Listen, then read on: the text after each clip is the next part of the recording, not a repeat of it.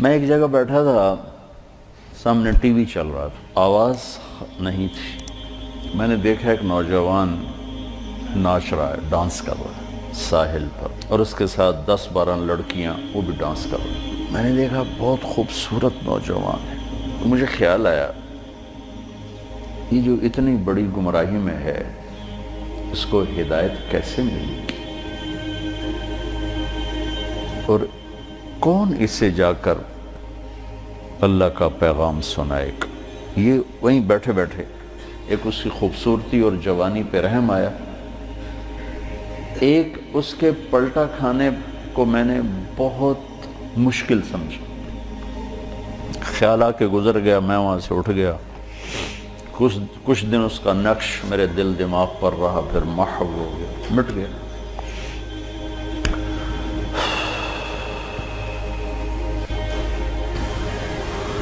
کراچی کا اجتماع تھا ستمبر میں، تو انہوں نے میرے لیے ایک چھوٹا سا خیمہ بنایا ہوا تھا کراچی والوں نے، تو میں وہ خیمے میں بیٹھا ہوا تھا، تو ایک نوجوان میرے پاس آیا کہ جی پاکستان کا ایک مشہور گلوکار ہے، اس کا نام ہے جنید جمشید، میں آپ سے ملانا چاہتا ہوں۔ میں نے کہا کدھر ہے؟ کہ میرے ساتھ ہے۔ میں نے کہا تم کیسے جانتے ہو؟ کہ میرا کلاس فیلو تھا۔ میں نے کہا لے آؤ۔ تو وہ اس کو جب لے کر آیا تو اس نے چہرہ چھپایا ہوا تھا، مجمع کی وجہ سے شاید چہرہ پورا سے چھپایا ہوا۔ میرے سامنے آ کے بیٹھا اور یوں کھولا تو وہ وہی نوجوان جس کو میں نے اسکرین پر ناچتے دیکھا تھا۔ میں نے کہا آپ کا نام؟ کہا جی جنید جمشید۔ میں نے کہا کیا کرتے ہو؟ کہ میرا موسیقی سے تعلق ہے۔ میں نے کہا گاتے ہو یا بجاتے ہو؟ کہ جی میں گاتا ہوں۔ کہ یہ جو دل دل پاکستان ہے یہ میں نے گایا ہے۔ اچھا اچھا اچھا، وہ تو بہت مشہور ملی نغمہ ہے۔ کہاں جی وہ میں نے گایا ہے۔ اچھا، اس کے بعد میری اس سے کیا بات ہوئی، اب 20 برس ہونے کو ہیں، یاد نہیں۔ تاثر یاد ہے کہ اس نے آگے کیا جواب دیا۔ کہنے لگا میرا جی چاہ رہا ہے آپ بولتے رہیں اور میں سنتا رہوں۔ مجھے لگ رہا ہے جیسے کوئی میرے زخموں پہ مرہم رکھ رہا۔ میرا ایک اور دوست بھی ہے، میں چاہتا ہوں میں اس کو بھی لے کر آؤں، سلمان، وہ بھی آپ کی باتیں سنیں۔ پھر تھوڑی دیر بعد اس نے کہا میں ایک سوال کرتا ہوں۔ ایک پاکستانی نوجوان جس گلیمر کو، گلیمر کہتے ہیں رعنائی، عیاشی، دنیا کی موج میلہ، جس موج میلے کو ایک پاکستانی نوجوان خواب میں دیکھتا ہے وہ مجھے حقیقت میں حاصل ہے، میرے پاس، لیکن اس کے باوجود میرے یہاں اندھیرا ہے۔ کیا یہ میرے یہاں اندھیرا ہے، یہ دل خالی ہے، مجھے یوں لگتا ہے میں وہ کشتی ہوں جس کا کوئی ساحل نہیں، جس کا کوئی گھاٹ نہیں، بے منزل مسافر ہوں۔ اچھا، بے منزل مسافر ہوں، یہ ایسا کیوں ہے؟ میری تو ہر خواہش پوری۔ میں نے کہا اللہ تعالیٰ نے انسان کو 2 چیزوں سے بنایا ہے، ایک جسم ہے، ایک روح ہے، ان دونوں کی ضروریات الگ الگ ہیں۔ جس کی ضرورت پوری نہیں ہوگی وہ فریاد کرے۔ جسم کو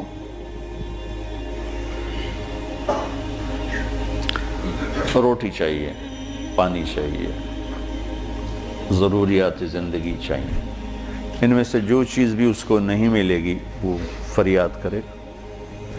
روح نہ عورت کو جانتی ہے، نہ روٹی کو جانتی ہے، نہ پانی کو جانتی ہے، نہ موسیقی کو جانتی ہے۔ روح ایک اللہ کا امر ہے جو صرف اللہ کو جانتا ہے، اسے اللہ چاہیے، اسے اللہ کا رسول چاہیے۔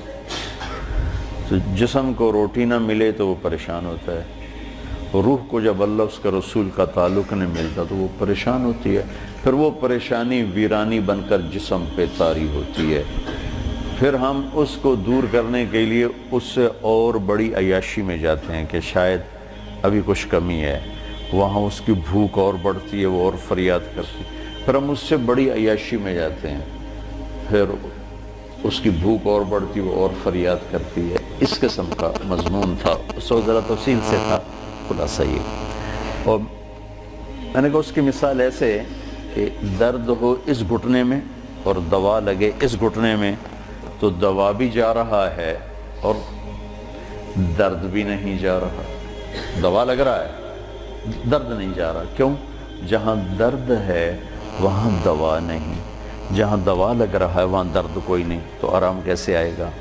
تو یہ بے چینی کرب یہ تو روح میں ہے اور ہم اسے دور کرنا چاہتے ہیں. جسم کی ضرور موسیقی, کھانا پینا, 5 اسٹار ہوٹل, گلیمر, موج میلہ, پروٹوکول, یہ تو سب جسم کی چیزیں. روح کو ان سے کیا سروکار؟ لیکن جس دن اسے غذا ملے گی ایک دم منزل بھی ملے گی, راستہ بھی نظر آئے گا, ساحل بھی نظر آئے گا, گھاٹ بھی نظر آئے گا اور منزل مقصود کا بھی پتہ چل جائے گا. تو یہ ہماری پہلی ملاقات تھی اور میں نے غالباً کہا کہ آپ کچھ تبلیغ میں جانا شروع کریں, 3 دن لگانا شروع کریں. کہنے لگا میں کیسے لگاؤں, میں تو گاتا ہوں, ناچتا ہوں, ڈانس کرتا ہوں, تبلیغ کس منہ سے کروں گا؟ کعبہ کس منہ سے جاؤ گے غالب, شرم تم کو مگر نہیں آتی. میں نے کہا یہ تو دوا ہے. تو پہلے دن دوا کھانے سے آرام آتا ہے؟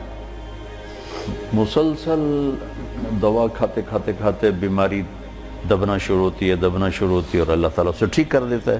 یہ دوا ہے, تم شروع کرو. اس کو سوچو مت کہ میں ناچ رہا ہوں, گا رہا ہوں, چل ٹھیک. کوئی قبولیت کی گھڑی تھی اس نوجوان کی, اس نے 3 دن شروع کر دی.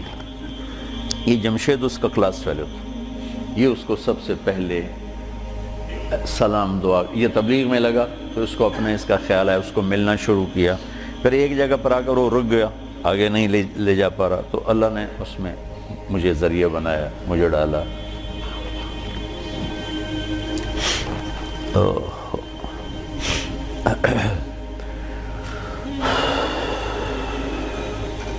نومبر 1997 میں 4 مہینے کے لیے میری تشکیل ہوگی امریکہ. مستورات کی جماعت, میں اور اہلیہ اور لاہور کی جماعت تھی. میں لاس اینجلس میں تھا تو میں نے اسے فون کیا. تو اس زمانے میں یہ CLI پر نمبر نہیں آتا تھا, تو اور یہ اتنے موبائل فون یہاں اتنے تھے بھی نہیں, دوسرے فون تھے. تو میں نے اس کا فون نمبر لے لیا تھا, تو میں نے اسے لاس اینجلس سے فون کیا. کہنے لگا آپ کہاں سے بول رہے ہیں؟ میں نے کہا میں امریکہ میں ہوں, لاس اینجلس میں. کہنے لگا نہیں, میں نے کہا وہیں سے ہوں. کہا قسم اٹھائیں, قسم اٹھائیں. میں نے کہا چھوٹی سی بات پہ کیسے قسم اٹھاؤں؟ کہا نہیں یہ بہت بڑی بات ہے. میں نے کہا کیوں؟ اب میں ساری دنیا پھرتا ہوں, کبھی اپنی بیوی کو فون نہیں کیا, اب مجھے فون کیسے کر رہے ہیں؟ میں نے کہا یار تم سے محبت ہو گئی تھی اس لیے فون کر رہا ہوں. بس اس ایک فون نے نا اس کے دل میں میری محبت ڈالی. میں جب یہ حج پہ جاتا ہوں میرا 60-70 ہزار روپیہ صرف فون کا بل ہوتا ہے.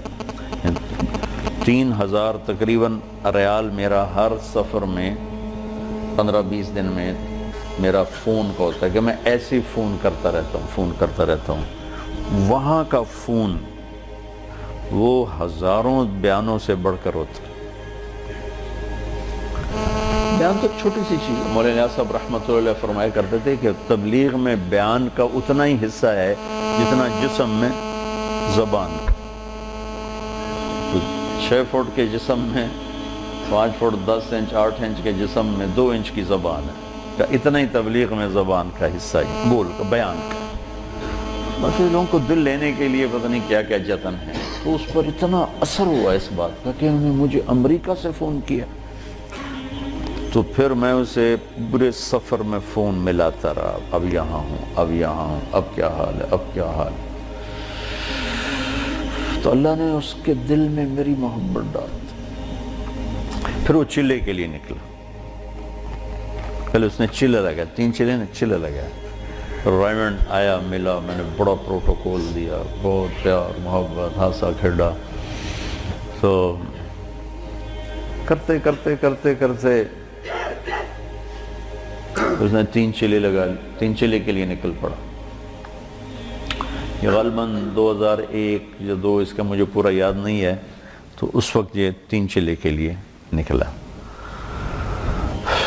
تو اس نے مجھے بالا کوٹ سے فون کیا.